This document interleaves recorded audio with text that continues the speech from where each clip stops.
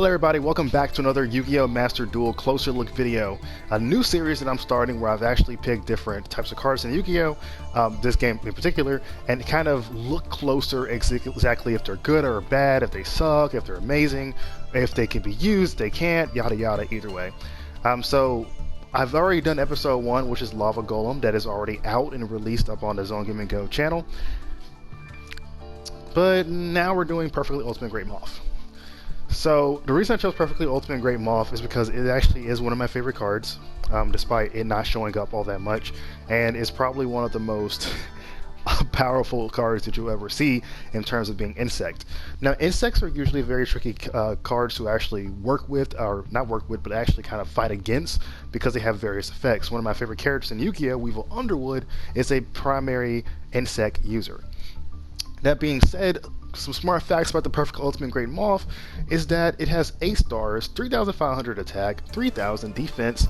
He is an effect monster, but not really much of an effect. Cannot be normal summon or set. It must first be special summoned from your hand by attributing 1 Petite Moth on your 6th turn or later after it was equipped at Cocoon of Evolution. Now, this is the primary reason this card is actually low in favor. When the Perfect Ultimate Great Moth was created back then, it was one of the strongest cards in the series. Like, you know, to have a card stronger than Blood White Dragon was amazing back then. But nowadays, if it doesn't come with a good effect or doesn't come with good support cards, it probably sucks. So we're going to talk about the first part of the Perfect Ultimate Great Moth, and then we're going to talk about the buffs that he received over the years, or a couple of card buffs that he's actually received. Now, we're not going to go all around the world and just kind of like do various cards that have nothing really to do with him specifically. We're going to focus primarily on his archetype, or his family per se. So Perfect Ultimate Great Moth, like I've mentioned before, is the strongest card. This is actually the strongest insect card in the entire game. His defense strength is actually tied for second with the Earthbound Immortal, so they both have the same defense power, and that's the, you know, technically they tied for the highest defense in the game. So Perfect Ultimate Great Moth basically shows that it is a queen of all insects, which makes it a very powerful threat among that. Also, please pay attention to the fact that it is called Perfectly Ultimate Great Moth, which there is a lower evolution called the Great Moth. This is what I like to call an evolution chain, because you have to go into different monsters before you actually get to summoning it. Back then, it wasn't all that bad, like I said before, because monster strength wasn't that high, effects weren't as relevant as they are now, but due to most turns in Yu-Gi-Oh!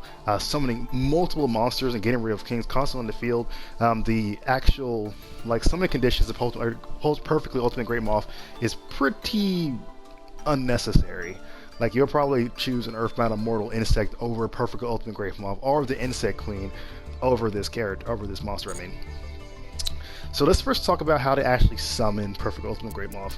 So in order to summon Perfect Ultimate Great Moth, you have to actually play a Petite Moth, which is one of the weakest cards you can ever play. It actually has a purpose, though. So after you play Petite Moth, you then evolve it using Cocoon of Evolution. You basically equip this card to the Petite Moth, giving it 2,000 defense points. So the fun thing about the Cocoon of Evolution is that if you don't have Cocoon of Evolution in your hand when you actually summon a Petite Moth, how can I say this? Your Petite Moth is probably going to die. If your opponent knows that you're running some sort of deck to actually bring out Great Moth, and you do not have Cocoon of Evolution in your hand the moment you actually summon Petite Moth, you're most likely going to lose that Moth. It's recommended that you do run at least 3 copies of Petite Moth, as well as 3 copies of Cocoon of Evolution, just in case. Okay, so after that, after you reach the 4th turn, and you don't want to actually go that far, you can actually prematurely awaken the Perfectly Ultimate Great Moth into the Great Moth. This is probably the more common one, as this card can be special summoned by attributing 1 Petite Moth on the 4th turn after Petite Moth has been equipped with Cocoon of Evolution. So I talked about how the summoning condition of Perfect Ultimate Great Moth is pretty bad, where you have to wait a certain amount of turns to actually bring this card out.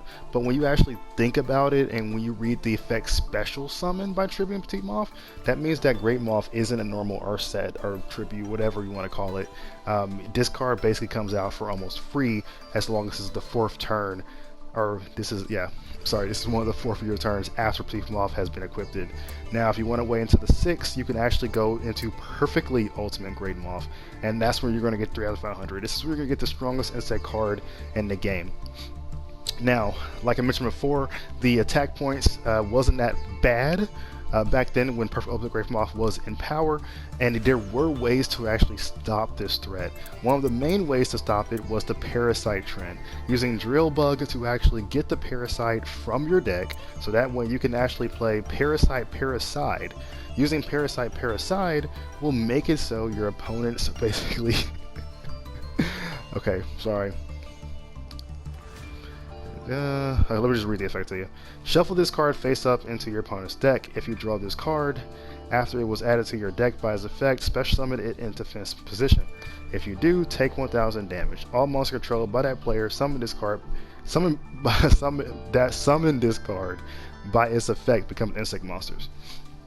And the reason you want Parasite is because it links greatly with one of the insect category's strongest spell cards, Insect Barrier. Insect types monsters your opponent controls cannot declare an attack. So this is kind of like the main way that Great Moth was able to become Perfect Ultimate Great Moth, is because the combination of the Drill Bug, Parasite, and well as the Insect Barrier.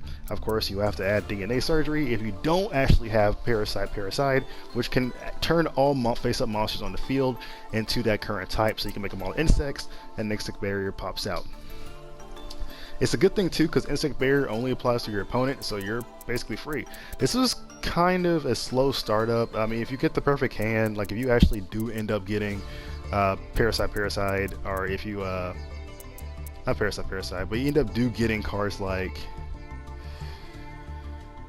yeah, Parasite, Insect Barrier, and Drill Bug in your hand, or not even Drill Bug, but like Petite Moth in your hand, you can pretty much start off a good core, a good engine right there just from the very beginning. But that's like a lucky draw, you know. I mean, sure, if you have a deck of 40, this is going to be like an easier chance to actually get it.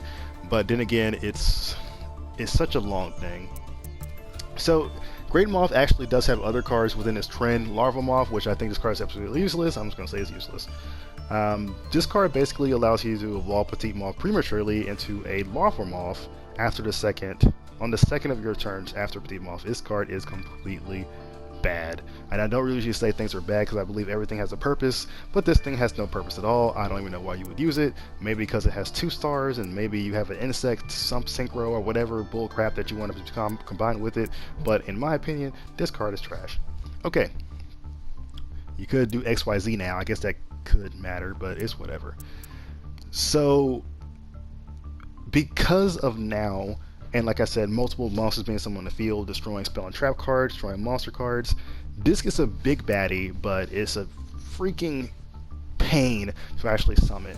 So he was giving a buff, an ultra rare buff by the name of Cocoon of Ultra Evolution. By tribute 1 insect monster from either field equipped with an equip card, and if you do, special summon 1 insect monster from your deck, ignoring its summoning conditions. During your main phase, you can banish this card from your graveyard, then target 1 insect monster in your graveyard, shuffle it into your deck, then draw 1 card. This card is amazing. And the reason for this is because the summoning conditions of Perfectly Ultimate Great Moth and Great Moth are Polygon. Now, this does make it so you don't really need to go for this 4th turn, Cocoon of Evolution, all that kind of stuff. But I watched a little tutorial, or I read a little bit about this on the wiki site, and it said they do recommend, even if you do run Cocoon of Ultra Evolution, to actually keep a Great Moth in your deck just in case. But keep multiple copies of the Perfectly Ultimate Great Moth as much as you had Cocoon of Evolution, so that way you can actually summon perfectly by Cocoon of Ultra Evolution rather than actually using the slow method that he has. Now, Parasite and Drill Bug with Insect Barrier is still really good, as is a way to basically outbeat Swords of Revealing Light. Swords of Revealing Light only lasts 3 turns, Insect Barrier is forever, especially combined with Parasite, it just makes it very well. Now, there is a little issue where your opponent can sacrifice Parasite. But, you know, if you have like a card like maybe, I don't think Imperial Order works on that way. But if you have a card that stops attacking, like, you know, all period, maybe you do want to play with Swords of Revealing Light, that works for you. No, it doesn't, because you can still sacrifice. Never mind. Forget what I did. Forget what I said. There is a card. It's like a statue. I can't remember the name of it, but there are a couple of cards or monster cards you can have that makes it so your opponent cannot tribute summon. I cannot remember the top of my head of what they actually are, but they are available, and they're very, very easy to summon, and I think they're like mostly 4 stars and they're statues. So this pretty much concludes that. So when I think about pros of Perfect Ultimate Great Moth, highest attack power out of any insect character in the game, in the series, like forever. This card is just outbeats all insect monsters. It's super strong, and of course insect cards do have a lot of different equips, so you can actually benefit by putting equips on Great Moth and pretty much KOing your opponent maybe on turn 3 if you're actually able to bring out that Cocoon of Ultra Evolution, which is a must in this category. Cocoon of Ultra Evolution is a requirement if you plan on doing Great Moth at this point. Back then, probably not. It was fine. Now it is a general requirement. Still keep Cocoon of Evolution because you still need that card. Even though it doesn't specifically mention the Great Moth, we all know exactly what it's for. Just an insta break. Now for the cons, very, very irrelevant, stupid summoning condition. Powerful card, bad summoning condition. Before the summoning condition honestly made sense because it was this strong, and that's uncommon for insect cards in general to be that strong. It's uncommon for cards in general back then to be that strong. Nowadays, he's like, it's kind of funny, like, even though he was one of the first most powerful insect cards we ever seen, she's still like top tier insect, despite the condition of her summoning being so bad. But that's kind of like one of the biggest cons I have is Perfect Ultimate Great Moth summoning. Another thing is that drawing this card will do absolutely nothing for you, especially if you draw 2 or 3 of them in your hand. That's pretty much screwed at that point. You have to worry a lot about Petite Moth dying because it's 3 on 200. So if you don't have, like I said before, don't have Queen of Evolution in your hand at the time of summoning Petite Moth, and unless you're going to use it for fodder, even though you do have Cocoon of Ultra Evolution, you do have to worry about Petite Moth being destroyed, and if you have all 3 of your copies of Petite Moth in the graveyard, then you're not going to summon any of the Moths, or Great Moth, or Perfect Ultimate Great Moth at all. You're pretty much stopped that chain. So at that point you have literally, let's see, I want to say 6, depending if you do put 1 or 2, you have like 6 useless cards in your deck. And if you do have, that's in Parasite is the only reason, I mean, if that's the only reason you have that Parasite in your deck, then that card is useless, Real Bug is useless, Insect Barrier is useless. So if you're making a deck involving Perfect Ultimate Great Moth, then you might want to have a secondary plan in play and not make this your primary, because literally killing 3 cards in your deck will almost completely shut this deck down, or shut this character down. I keep saying character instead of monster. This is really confusing. I'm so used to doing One Piece. But yeah, that's the only real cons and pros that I actually have. I love this card. I love the artwork. I love it so much. I even love Great Moth too. But oh, I forgot to mention, there is a card called Metamorphosis Insect Queen that makes it so cards cannot be destroyed by card effects, or not be targeted by card effects, monster effects. And so when you look at Perfect Ultimate Great Moth, all this attack power, it has no actual effect really, so it's just raw power. So when you're looking at building around Perfect Ultimate Great Moth as your boss monster, you're going to have to go through different insect cards and find out ways for your opponent to not just destroy this card with a dark hole or a trap hole or whatever. Not trap hole, what's it called? Regiki. Yeah. And as soon as it's actually summoned in play.